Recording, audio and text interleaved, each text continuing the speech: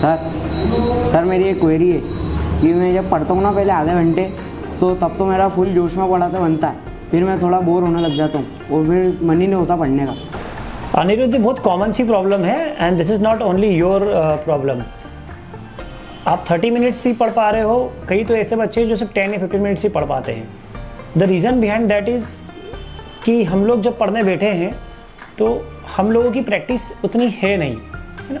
और ये जो आप बता रहे हो ये अभी आपने अभी पढ़ाई शुरू किया होगा, है ना, ये एक रीज़न हो सकता है। दूसरा, या तो आप बहुत ज़्यादा मोबाइल चलाते हैं, तो होता है क्या है कि मोबाइल चलाने से, टीवी देखने से या इंटरनेट वगैरह पे हम लोग कंप्यूटर पे सर्फिंग कर रहे हैं, इनसे क्या होता है हमारा माइंड हो जाता है मूविंग माइंड, या कि हम लोग किसी भी चीज़ को ज़्यादा लंबे समय तक फोकस नहीं कर पाते हैं और माइंड भटकता रहता है।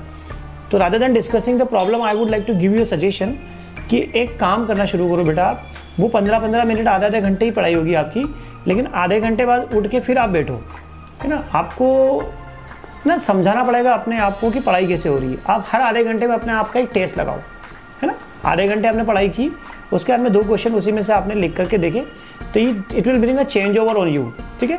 Do not leave your place, जगह नहीं छोड़ना है, उठना नहीं है, घूमने नहीं जाना है, वहीं बैठना है, टेस्ट लगाओ। टेस्ट लगाने के बाद में फिर आप अगला कंटेंट पढ़ना शुरू कर दो। और अगर आपको बोरियत फील हो तो फिर आपने जो टेस्ट के क्वेश्चन के आंसर्स लिखे उनको करेक्शन करके देखो, चेक करके देखो कितने गलत हो रहे हैं, एंड देन फिर अगेन उसको याद करो, तो ऑटोमेटिकली आपका थोड़ा सा मन लगने लगेगा, है ना। जब तक रिजल्ट हाथ में नहीं आता ना तब तक हमारा मन भी नहीं लगता है। अभी सिर्फ पढ़े जाएंगे रिजल्ट आ नहीं रहा है ना, तो कहीं ना कहीं हमारा इंटरेस्ट लेवल उसमें डाउन होता है। That can be one reason. और सॉल्यूशन मैंने आपको बता ही दिया है। आप अपने आप खुद के टेस्ट लेना शुरू करोगे, रिजल्ट इंप्रूव होता जाएगा और automatically you will have more capacity to sit for longer times. Sir, एक डाउट था, जब भी मैं पढ़ने बैठती हूँ तब मुझे बहुत सारे डिस्ट्रैक्शंस होते हैं और जब मैं नेक्स्ट डे रिवाइज़ करती हूँ तब मेरे इंपॉर्टेंट पॉइंट्स भी छूट जाते हैं और जब मैं एग्ज़ाम देने जाती हूँ तब मैं सारी चीज़ें भूल जाती हूँ, तब कि मैं सब कुछ रिकॉल करके जाती हूँ। बेटा, जब भी आप पढ़ने बैठते हो आपको याद हो जाता है, बाद में भूल जाते हो। आप पहली बात तो ये देखो कि आप मोबाइल कितना चलाते हो। ये मोबाइल चलाने की बोल सकते हैं हम लोग डिसएडवांटेजेस है ना। आपको मैंने कई बार समझाया, आप लोग समझते नहीं हैं। मोबाइल फ़ोन जो होता है ना बेटा, मोबाइल फ़ोन हमारे माइंड को इस तरह से डिज़ाइन कर देता है कि हम सिर्फ 30 सेकेंड, 1 मिनट, 2 मिनट्स इतनी देर तक ही फोकस कर पा रहे हैं। इससे ज़्यादा हमारा अटेंशन ग्रे भी नहीं हो पाता है ना। अभी मैं आपको एक मूवी दिखाने बैठा दूँ, है ना, मूवी चल रही है, आपके घर पर टीवी देख रहे हो आप, जैसे ही ब्रेक होगा या मूवी में कोई सॉन्ग आ गया, आप इमीडिएटली या तो उसको आगे बढ़ा लेंगे मूवी को अगर मोबाइल पे देख रहे हैं तो, और अगर आप टीवी पे देख रहे हैं तो टीवी पे चैनल चेंज कर देंगे। वाई? बिकॉज आपका माइंड ही उस तरह से चल रहा है। ये सब मोबाइल के डिसाम है। आप ना मोबाइल देखना बंद कर दो, है ना, अपने आप आपके इसमें चेंजेस आ जाएगा बेटा। और एज फार एज रिकॉलिंग का या रिवीजन का या जब तक याद करने का सवाल है तो आप रिवीजन करें। जितना ज़्यादा आप रिवीजन करेंगे, आज वाली चीज़ को कल फिर से पढ़ेंगे तो वो दिमाग में रहेगी बहुत लंबे समय तक, है ना। ये आपको करना पड़ेगा। और लिख करके नहीं देख रहे हो आप, आपको कितनी बार कहा गया आप लोग क्वेश्चन के आंसर्स को लिख करके देखें, है ना। Read, learn, revise, practice, right, evaluate, read, relearn, revise. ये पैटर्न कर लो आप, अपने आप आपका फ़ायदा हो जाएगा। सर, एक डाउट था, मैं हिस्ट्री जब भी पढ़ने बैठता हूँ हिस्ट्री में समझ सब आ जाता है और कॉन्सेप्ट भी याद हो जाते हैं, पर जब ईयर वाइज उनकी डेट याद नहीं रहती, जैसे नागपुर सेशन की डेट कब हुई थी और वो लाहौर में जब कॉन्फ्रेंस बैठी थी कांग्रेस की, वो याद नहीं रहती। बेटा, हर डेट याद नहीं करना है आपको, है ना।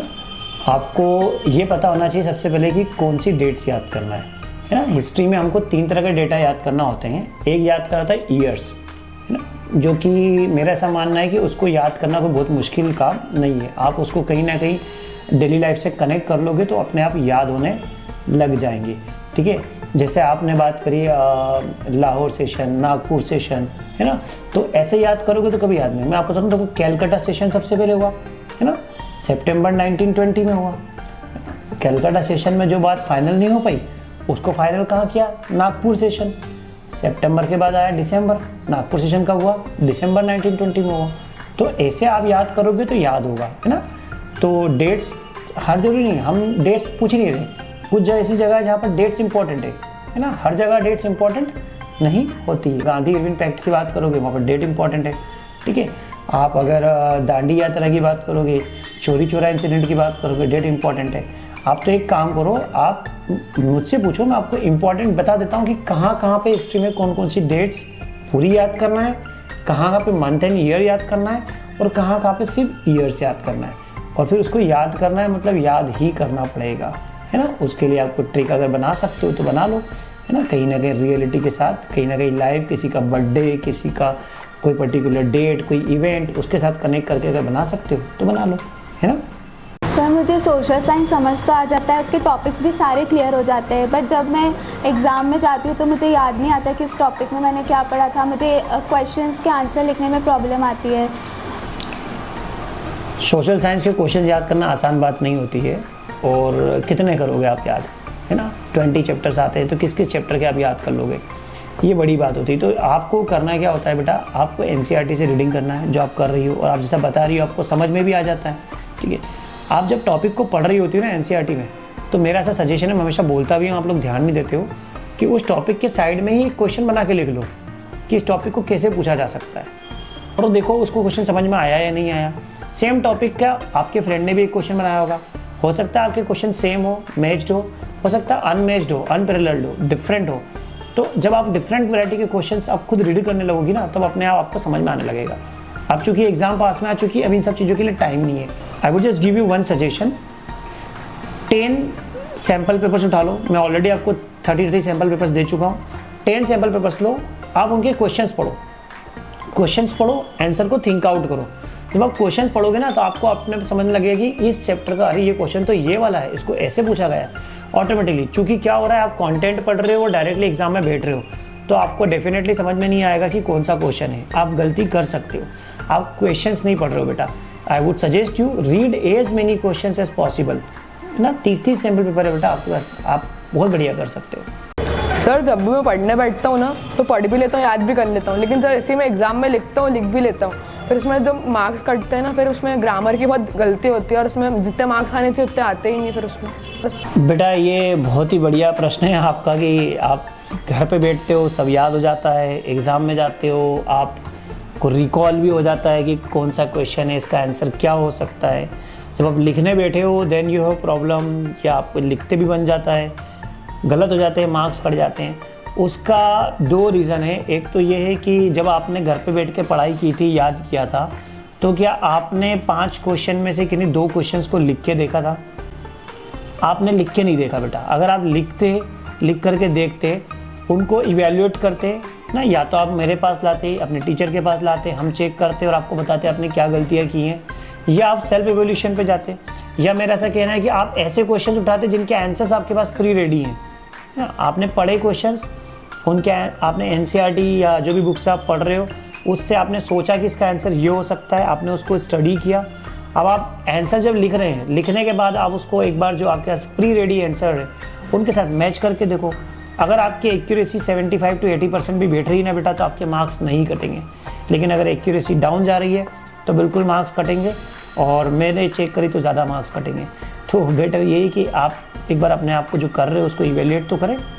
सर मेरा क्वेश्चन ये है कि जब हम पढ़ने बैठते हैं तो टाइम बहुत धीरे निकलता है, बाकी सारी चीज़ों में तो तेज़ निकल जाता है, और इंतज़ार होता है कि कब ये ख़त्म होगा और कब हम उठेंगे।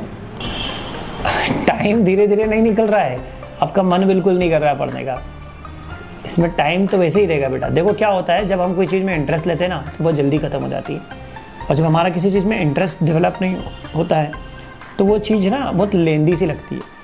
लाइक आप ट्रेवल पे जा रहे हो, आप जर्नी पे जा रहे हो, ठीक है, आप कार में बैठे हो, है ना, आप कहीं जाते हो तो आपको लगता है बहुत लंबा समय हो गया, और जब वापस आते हो ना आप, तो आपको लगता है बहुत जल्दी घर आ गए। वाई?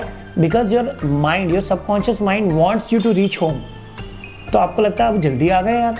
तो वैसे ही आपकी पढ़ाई के साथ भी हो रहा है, आपको आदत ही नहीं बेटा पढ़ने की, तो थोड़े दिन तो आपको तकलीफ आने वाली है। और जो चीज़ मैंने ऋषिकेश को कही है वो मैं आपको भी कहूँगा कि बेटा आपको इसके लिए बस कुछ नहीं है, प्रैक्टिस करना है। 10-15 दिन कम से कम मिनिमम पढ़ाई करो। आपको घर पे दिक्कत आ रही है, आप मेरे पास आओ, मैं यहाँ मेरे सुपरविजन में आप आधे घंटे पढ़ो, आपको नींद भी नहीं आएगी और ये सब चीज़ें नहीं होगी जो हो रही है ना। तो ये तो वो सिंपल सी बात है, आपने कभी पढ़ाई की नहीं है ना, इसलिए प्रॉब्लम आ रही है। सर मैं ये पूछ रहा था कि अपने जो लाइफ में जैसे अपन खेल कूद करते हैं और फिर मतलब वो पढ़ाई की वजह से अटक जाता है एकदम कि अपन खेल ही नहीं पाते, तो जो अपन इतनी स्टडीज़ है और जो अपना फन और एंटरटेनमेंट है लाइफ में, उसको बैलेंस कैसे कर सकते हैं? ये फन, एंटरटेनमेंट और पढ़ाई, बेटा सबसे पहली बात तो मैं आपको एक बात कहना चाहूँगा कि if you are not ready to sacrifice then you will not achieve the higher goals.